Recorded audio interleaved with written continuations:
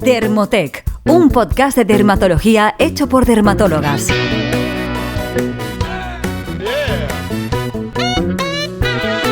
Hola, es un placer que nos acompañes hoy. Yo soy la doctora Sofía de Asís y hoy está conmigo Sara Gómez.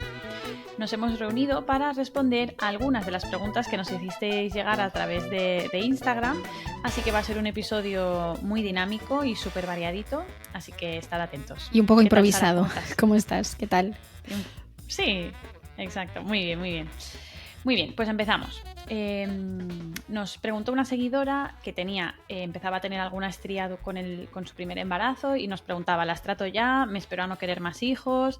Tenía esta duda. Entonces, bueno, nuestra opinión es que lo ideal en el tratamiento de las estrías, al igual que en otro tipo de cicatrices, es que las tratemos lo antes posible, ¿vale? Entonces, es cierto que durante el embarazo estamos limitados, no vamos a poder utilizar ni retinoides ni láseres, que es lo que tiene más evidencia científica, pero entre un embarazo y otro, cuando sean recientes, pues sería la recomendación de tratarlas, ¿no? El principal factor de riesgo para la aparición de estrías, hay que recordar que por mucha crema que nos pongamos, la genética es súper importante, la predisposición genética es lo que más pesa y ahí no vamos a poder hacer mucho.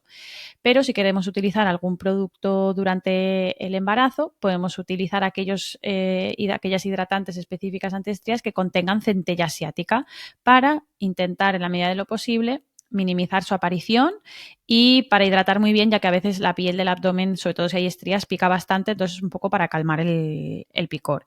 Así que nuestra respuesta es sí, tratarlas entre un embarazo y otro, porque cuanto antes se traten van a responder mejor a los tratamientos, pero también es cierto que si en un primer embarazo nos salen, lo más probable es que en los siguientes también nos vuelvan a aparecer estrías, porque como decíamos era muy genético. Entonces, bueno, nos tiene que compensar un poco. Y luego, ahora que has comentado lo de la centella asiática, sí que hay dos ingredientes que son derivados de la centella asiática, y os lo comentamos porque igual los buscáis en cosmética y resulta que no los encontráis. Bioderma, por ejemplo, tiene en el Cicabio el asiaticoside, lo vais a encontrar en la composición, y L'Oréal tiene el madecasoside, que es el clásico que encontramos en el Cicaplast Baum EB5, que es este ingrediente también que van a tener estas propiedades parecidas a la centella asiática, pero al final acordaros que estamos hablando de cosmética, que sí que aunque los estudios nos digan que nos van a ayudar, pues vamos a tener que tener unas expectativas realistas porque no las van a eliminar bajitas, sí. ni las van a borrar, sino que van a ayudar a reparar la piel, ¿no? Entonces simplemente para que lo tengamos en cuenta, pero que a veces esto no tenemos por qué saberlo. Entonces, hay otra pregunta que nos han hecho que es nuestra opinión sobre usar dispositivos de radiofrecuencia fraccionada. ¿Es radiofrecuencia fraccionada? Sofía, que esto lo has visto tú. Radiofrecuencia en casa. Secas, ¿verdad? En casa. Sí, en casa, radiofrecuencia en casa. Sí, y nos preguntáis, ¿es recomendable la radiofrecuencia facial? Saludos desde Chile. Bueno, la verdad es que los dispositivos domiciliarios, por un tema de regulación y por un tema de seguridad, siempre van a ser mucho más light en cuanto a eficacia y en cuanto a potencia que un dispositivo que vayamos a hacer en cualquier consulta, ¿no? Y también va a ser distinta probablemente la potencia que se utilice en un centro de estética o que utilice una esteticien o que utilice un médico, ¿no? Porque al final los aparatos van a ser distintos y mientras más formación tiene la persona que realice este procedimiento, más riesgos puede asumir. Entonces, normalmente este tipo de dispositivos suelen ser suelen tener una eficacia muy limitada. Aquí probablemente os diríamos que actualmente es casi mejor que ahorréis y que os hagáis en algún momento, cuando podáis, el tratamiento en consulta, que lo hagáis en casa. Pero es cierto que con la inteligencia artificial están empezando a salir dispositivos, por ejemplo, dispositivos de depilación que se están fabricando por asistencia por robot, o sea que cada vez son como más específicos y se adaptan más a las necesidades de cada paciente, de cada color, fototipo, de cada tipo de vello, y parece ser que van a ser bastante más efectivos. Tienen un precio, hombre, el que yo conozco, que es relativamente nuevo y que aún no, hasta donde yo sé, no ha llegado a España, tiene un coste de $500, pero bueno, parece ser que probablemente en un futuro a lo mejor no hará falta, ¿no? Ir a un centro a hacerse la depilación, pues a lo mejor con la radiofrecuencia nos pasa lo mismo. Y luego preguntaba lo de qué tipo de radiofrecuencia, porque tampoco va a ser lo mismo la efectividad que vas a encontrar con la clásica radiofrecuencia, que el nombre que más se utiliza es Indiva, que puede ir muy bien, pero yo no sé tu experiencia. Yo a largo plazo no he encontrado casos que hayan mejorado espectacularmente. Sí que es cierto que durante el tratamiento ejerce un cierto efecto tensor. Entonces, si lo quieres porque tienes una boda, un efecto flash, está bien, pero probablemente no vamos a conseguir efectos muy importantes a largo plazo. Y luego está la radiofrecuencia fraccionada de agujas, que igual yo la tengo más en mente porque yo la realizo, que teóricamente, en cuanto a todos los dispositivos que hay para inducir colágeno, es de los más efectivos según la literatura científica, pero también muy complicado porque, bueno, aparte de que es doloroso y es bastante caro, y es un procedimiento lento y pesado, sí que se induce colágeno a nivel profundo, pero muchas veces clínicamente, es decir, lo que percibe el paciente puede ser un poco limitado. Ahí conoceréis, por ejemplo, el dispositivo que se llama Morpheus, que es el más conocido, pero hay muchos más. Y nada, ahí sí que olvidaros de hacer un tipo de procedimiento con aguja. Bueno, cada vez vemos cosas más raras, pero dispositivos domiciliarios de este tipo no habrá. Así que como conclusión, deciros que bueno, podéis hacer este tipo de tratamientos en casa si tenéis el dispositivo. Probablemente nosotras no haríamos esa inversión, pero probablemente tampoco os van a hacer daño. Exacto. Muy bien, pues pasamos a la siguiente pregunta, que nos consultaban un poco, había varias sobre este tema, luz azul y melasma, que además hemos publicado un post hace poquito sobre esto. Entonces, como sabéis, la radiación solar tiene un alto impacto en nuestra piel y va a provocar manchas, léntigos, melasma, etcétera.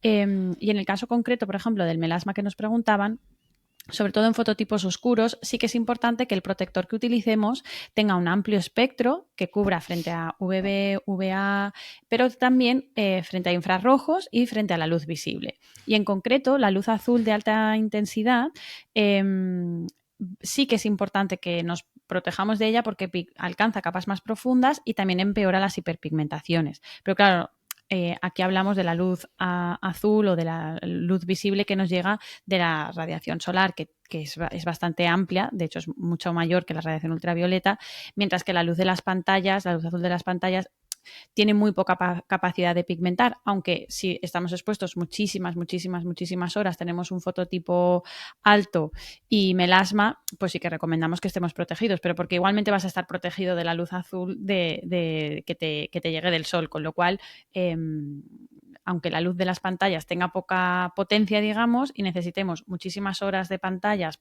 frente a una sola hora de radiación solar, sí que se recomienda en melasmas de pieles oscuras protegernos de la luz azul. Es que justo... he aprovechado para responder a dos preguntas, porque sí, una era luz azul y otra era, en concreto, pantallas. Sí, claro, esto hace unos días publicamos en un carrusel en Instagram lo de la luz azul, ¿no? Decíamos, hay que protegerse, la pregunta era, ¿hay que protegerse de la luz azul de las pantallas? Claro, esto ahora no sé si lo has dicho, creo que no, pero lo que se ha visto en los estudios es que cuando utilizamos una pantalla, la intensidad de la luz azul que nos llega es unas 1000 veces inferior a la luz azul del sol. Lo que realmente nos tiene que preocupar es la luz azul del sol, que nos va a llegar de forma muy fácil. Pero es cierto, y nos preguntaban, ¿tengo melasma? Y no lo respondimos, perdón. ¿Tengo melasma? ¿Me tengo que proteger? Sí, ¿no? Porque me han dicho que, claro, que la luz azul de las pantallas, bueno, si tienes melasma y es un caso bastante llamativo, pues sí, claro, aprovecha, porque es que probablemente tu problema no va a ser la pantalla, probablemente es que ya por la ventana que tienes en tu casa o en tu oficina, pues ya te va a penetrar, ¿no? Exacto. Es que esa persona tiene que tener un filtro que proteja frente a la luz azul, con lo cual no va a usar un filtro diferente para ir a la calle que para estar trabajando junto a una ventana. Es que su filtro debería proteger frente a la luz azul. Pues gasta el mismo todos los días y reaplícalo y ya está. Exacto, claro. El melasma es extremar la protección, pero ¿es específico para luz azul o si es de noche y te vas a poner a mirar el móvil? No hace falta, Pero bueno, no que esta era una pregunta, ¿no? que nos hacían. Luego preguntaban, ¿se puede usar perfumes y colonias durante el embarazo? A ver, esto ya entra un poco dentro del tema de la disrupción endocrina, ¿no? Los perfumes y las colonias durante el embarazo, intencionadamente nuestra recomendación va a ser que no. En primer lugar, porque las fragancias, que es con lo que se fabrican los perfumes y las colonias, son muy irritantes, pero es que encima son muy alergénicas. De hecho, se calcula que el 10% de la población europea tiene alguna alergia a alguna fragancia. Por eso la legislación europea acaba de cambiar y ahora la declaración obligatoria ha subido a 80 y algo ingredientes en vez de los que teníamos antes, en vez de los casi 30 ingredientes que teníamos antes. Entonces, intencionadamente, por ejemplo, aplicar un perfume que siempre va a tener una concentración de fragancias mucho más alta que una colonia, aplicarlo, por ejemplo, directamente en la piel, nosotros nos lo vamos a recomendar nunca. De hecho, Claro. siempre intentamos recomendar productos, si es que hay que usarlos, que lleven, que si puede ser no lleven fragancias. Ahora bien, las fragancias, los perfumes, las colonias están en todas partes. O sea, el jabón de la ropa lleva una concentración muy alta, Claro. los suavizantes ya, vamos. Pero es que lo vamos a encontrar. Las fragancias están hasta en los envases de productos que adquirimos, en la ropa nueva cuando la compramos, si os fijáis, está perfumada. Está en muchas partes, en productos capilares, en todos los jabones que utilizamos en la ducha. Va a ser casi imposible encontrar productos sin fragancias. Pero si durante estas etapas de la vida, que serían al final el embarazo, la lactancia, los primeros años de vida, ya hablamos también de los primeros años de los niños, si intentamos evitar este tipo de ingredientes, pues mejor. Y luego hay un factor importante, que es que para fabricar los perfumes, las fragancias, realmente proceden de aceites esenciales en muchos casos, ¿vale? Entonces, los aceites esenciales que son de procedencia natural y que defiende tanto el movimiento de la cosmética natural, el clean beauty, hay algunos que está demostrado, muy demostrado, que son disruptores endocrinos, que pueden alterar el funcionamiento de nuestras hormonas. Y aunque es verdad que no tenemos una evidencia clara de qué efectos nos puede llegar a dar, ostras, estamos en una etapa de la vida que es como más vulnerable a cualquier factor externo, pues vamos a intentar evitarlos. Pero no es una contraindicación absoluta. Yo, por ejemplo, un aceite esencial sí que los dermatólogos insistimos mucho en embarazos y lactancia y bebés y primeros años de vida hay que intentar evitar, y vemos a muchos padres y madres que utilizan el aceite del té verde para no sé qué, no sé cuántos a niños muy pequeños, o durante el embarazo, o ciertos aceites, no todos los aceites, no es lo mismo el aceite de coco, por ejemplo, del que ya hemos hablado, pero que se lo están aplicando a las mujeres embarazadas para evitar las estrías, que además tiene una evidencia científica cero. Entonces, bueno, vamos a intentar minimizar el contacto con las fragancias, pero yo creo que es algo por lo que no nos tenemos que obsesionar. Es mucho más importante el tema alimentario, el tema del estrés y el tema del impacto ambiental del sitio donde vivimos. Exacto, sí. Vale. Bueno, de todas maneras, por ejemplo, aquí quizá quien le guste mucho utilizar perfumes y tal, yo muchas veces lo que le digo es que lo pongan como en la ropa, en una parte de la prenda de vestir y ya está, pero que nunca lo apliquen en la piel, porque hay gente que como que necesita ahí ponerse su perfume. Claro, pero aparte en el cuello es que te manchas, etcétera, pero bueno, ya son otros. Embarazo, sol, melasma, todo el pigmento un poquito, bueno. Sí. Vale, pues nos preguntaba también una seguidora acerca de sticks solares que no se muevan con el sudor, porque ella comentaba que tenía que le picaban muchos protectores en los ojos, que es algo bastante habitual. Realmente cualquier producto que pongamos por esta zona, por poco que migre o que se absorba un pelín, o sea, como la zona de los ojos es muy fácilmente irritable, ¿no? Entonces, respecto a los sticks que nos preguntaba, lo importante es tener en cuenta que justamente este formato en stick, que es más duro, no es una crema, no es un fluido, no es un serum, ya solo por tener ese formato ya migra menos. Entonces, cuanto más duro sea el stick, menos se va a mover o va a migrar con el sudor o con el calor, etcétera. Así que, bueno, los sticks justamente están hechos para evitar o minimizar todo lo posible esta migración del producto, así que consideramos que son productos ideales para la zona del contorno de los ojos. Aunque bueno, como he dicho al principio, cualquier producto en esta zona, por poco que te toques el párpado, te rasques el ojo, pues si te entra un poquito te va a picar. Algunos ejemplos que nos gustan son el stick de Isdin con un SPF 50 o el stick de SVR, que también está muy bien, con un SPF 50 más. Los dos están muy bien. Aquí nos faltaría, hay muy poquitos sticks con color, ¿no? Porque el stick solar yo creo que es muy útil para pacientes con melasma, por ejemplo, que tienen zonas localizadas que necesitan reaplicarse y que a veces es complicado reaplicarse en cualquier momento del día, sobre todo en verano, ¿no? Una crema en toda la cara que encima necesitas que lleve color, porque si tienes melasma tienes que cubrir la luz visible con el óxido de hierro, que es lo que da color a las cremas, ya lo hemos contado algunas veces. Y la realidad, por ejemplo, el stick de SVR aquí en España solo está el Sun Secure, es el transparente, este que tiene como un color como anaranjado, ¿no? Y que tiene esta textura tan agradable, pero existe en color, si no me equivoco, en Francia.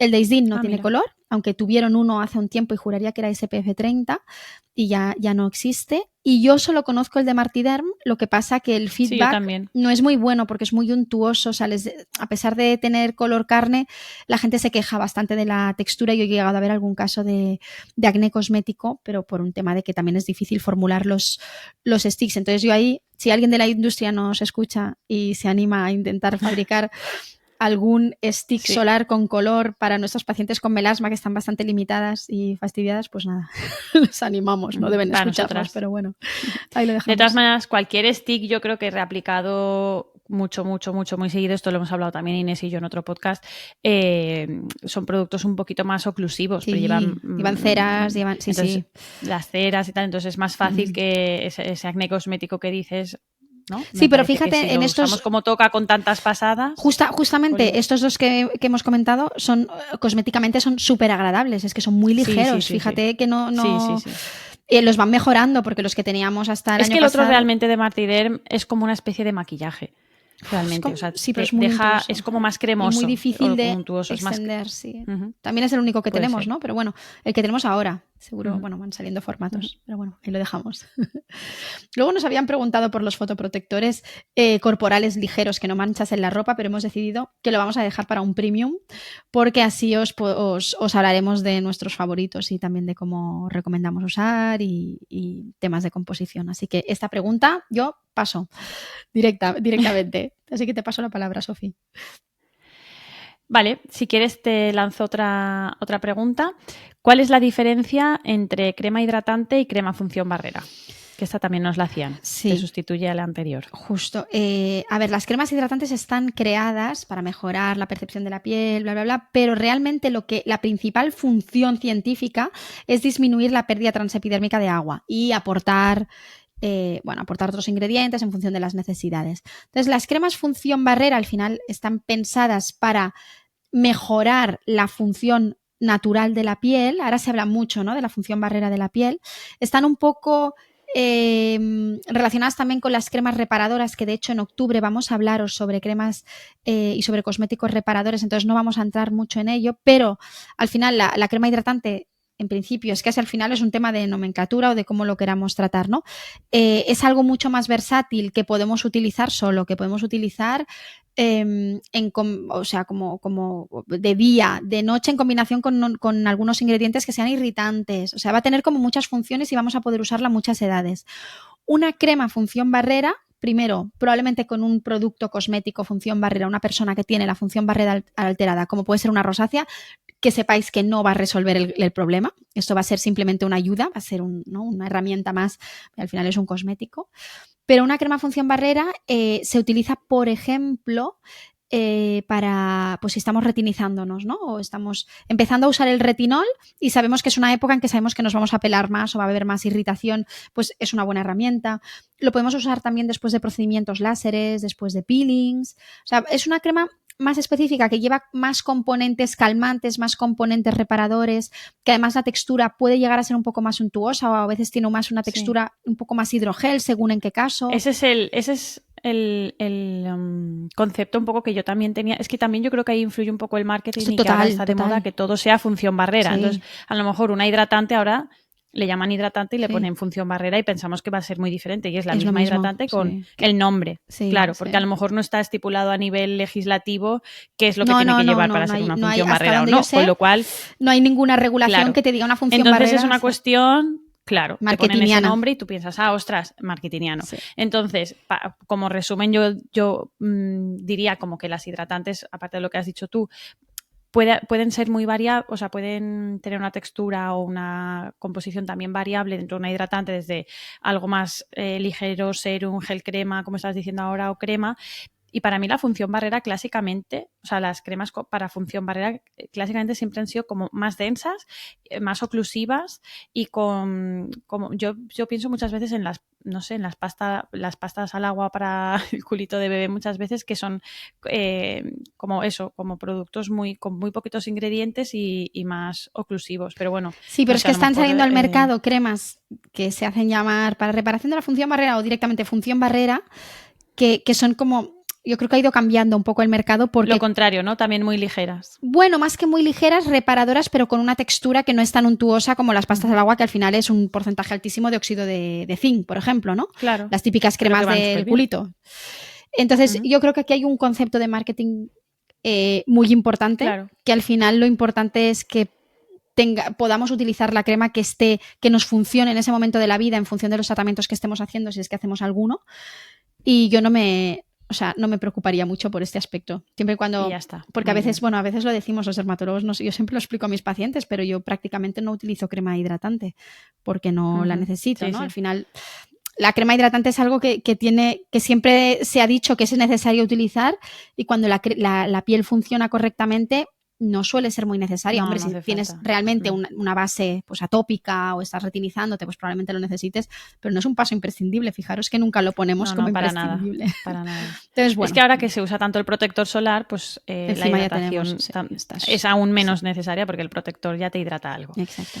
Vale, seguimos. Nos preguntaban, si no te maquillas, ¿es imprescindible realizar la doble limpieza por la noche?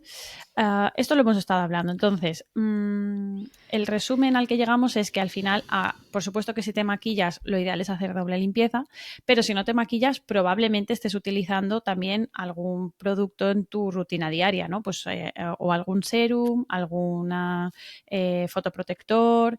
Entonces, ahí ya empieza a ser más necesario, pero es que también para retirar la grasa de tu piel, la polución, todo lo que se va quedando ahí atrapado en tu piel del día a día, pues lo vas a retirar mucho más fácilmente con una doble limpieza. Ahora, si no te maquillas, ¿es imprescindible?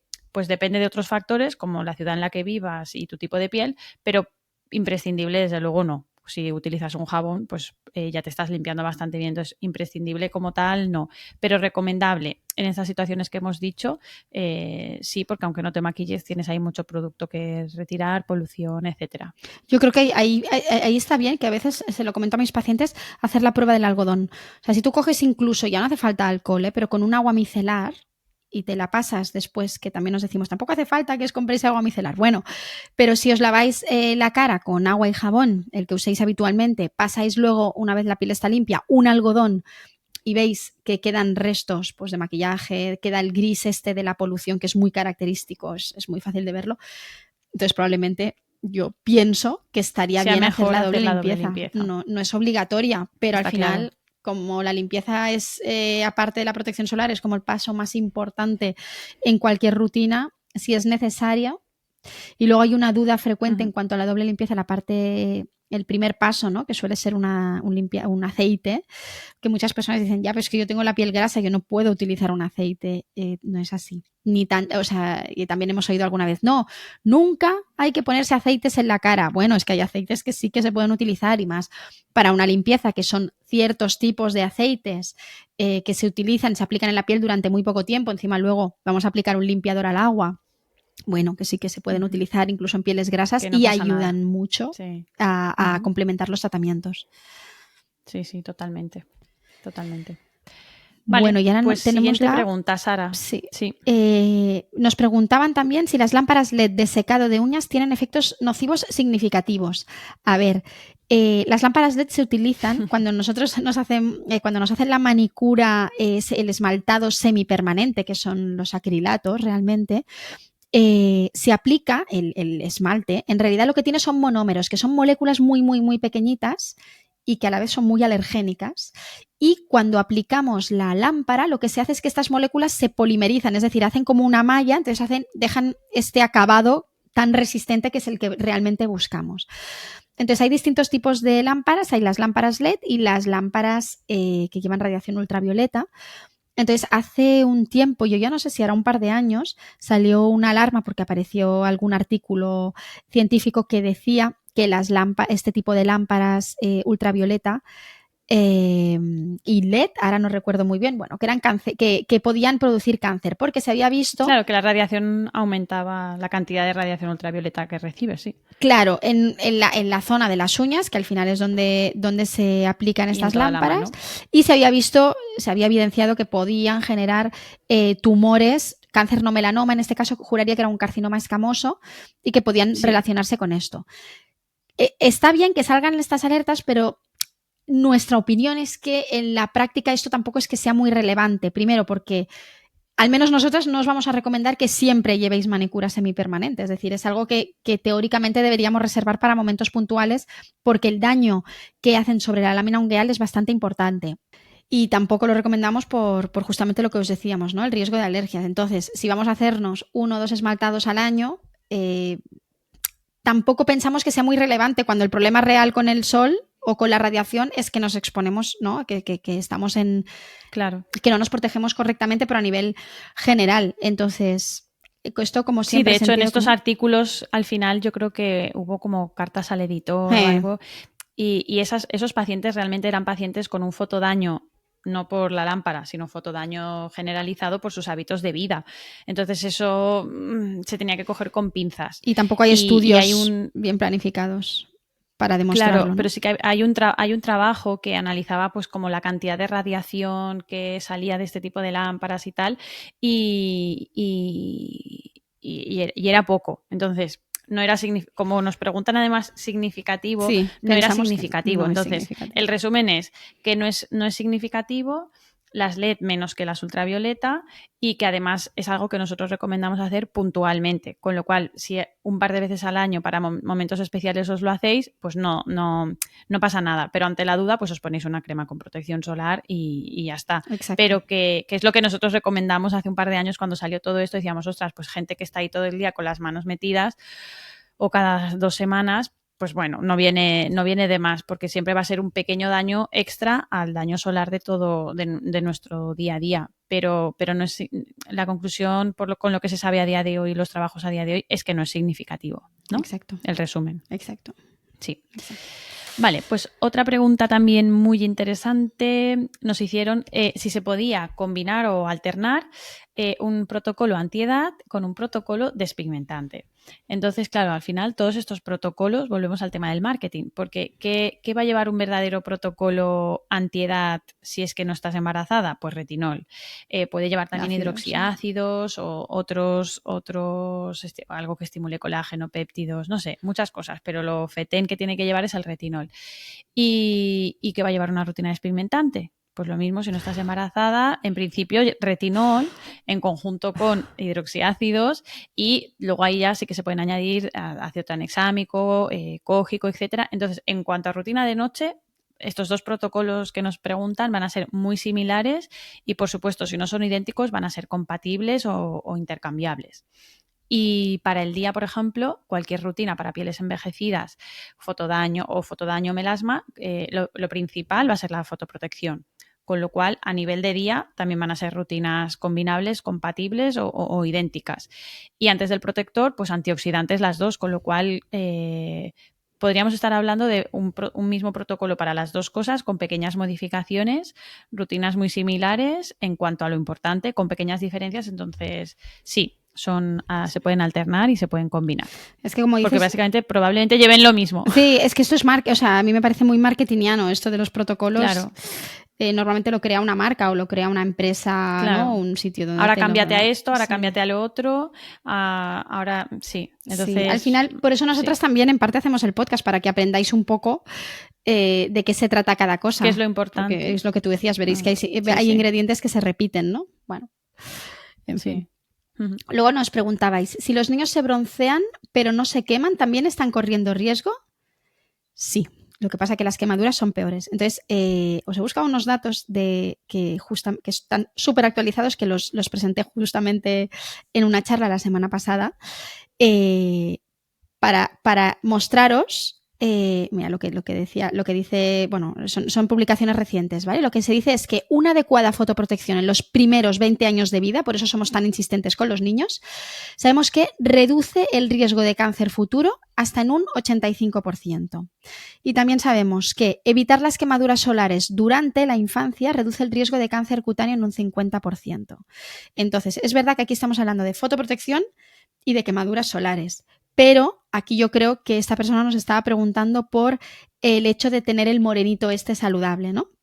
Bueno, pues sabemos... Es que los niños, con la cantidad de horas que están al aire libre, que si escuela de verano, que si no sé qué, parque, o sea, la vida que hacen al aire libre los niños, yo con los hijos que tengo uno muy blanco y uno muy, muy moreno, es que la mano negra ya cuando aún no llevaban manga corta ya tenían la mano negra de ir al parque y de estar en la guardería. Entonces, claro, es difícil que no se pongan algo morenos. Es que justamente se sabe que en nuestra infancia es donde acumulamos el mayor número de horas expuestos al aire libre. Habrán excepciones, claro, según el trabajo que tengamos. Por eso es tan importante. Claro, entonces lo que se sabe es que siempre que hay fotoexposición, o sea, es que siempre que nos toca el sol, aunque no nos quememos, hay un cierto daño del ADN. ¿Vale? Claro. Esto del bronceado saludable es que es muy bonito, es que queda muy bien, es que da cara de salud.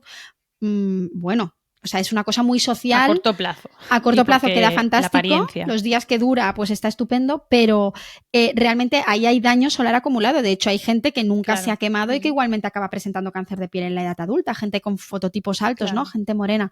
Entonces, por eso nosotras somos muy, muy, muy, muy insistentes en el tema de que tienen que protegerse bien, que los niños ya están en general suficientemente expuestos al aire libre porque hacen patios, por lo que decías, ¿no? Los campus de verano y tal, como para sintetizar la vitamina D que necesitan, porque encima no se acaban de aplicar nunca la cantidad que toca, porque no lo suelen tolerar, porque no aguantan bien los gorros, porque hay zonas del cuerpo que aunque lo hagamos muy bien, pues aunque sea en la mano se les va a ir el producto, ¿no? A los niños.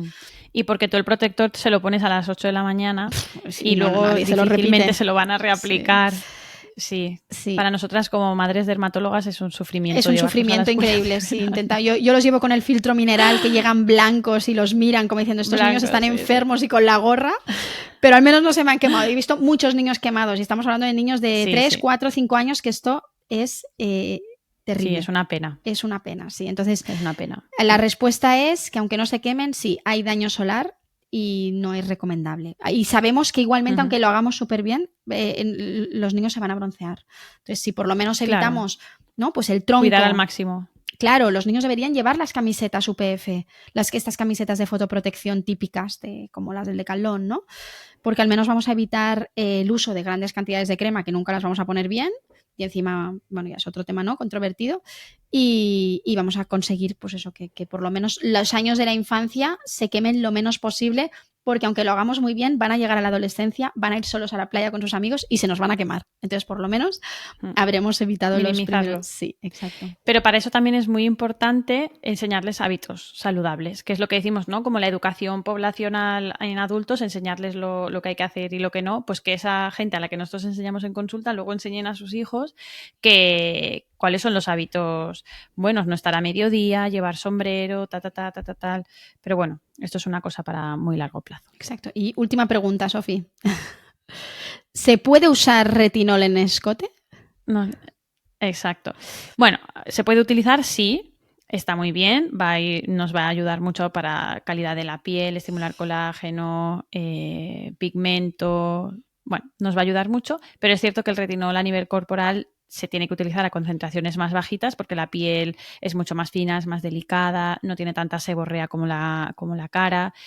Y además es muy importante que utilicemos, como estábamos diciendo hasta ahora, el fotoprotector, porque así como tenemos como muy instaurado que la cara hay que protegerla del sol, no todo el mundo, y yo a veces me incluyo, en el día a día te untas crema de sol en el escote y si vas si vas caminando a trabajar te proteges la cara, pero si no te has protegido otras zonas y llevas tirantes, pues también se va a manchar y bueno, y va a hacer que toleres peor el retinol o el retinol va a hacer que toleres peor el sol. Así que retinol en el escote sí, más cuidado, menor concentración, protección solar a tope y luego acompañar pues de hidratantes que nos ayuden a tolerarlo bien.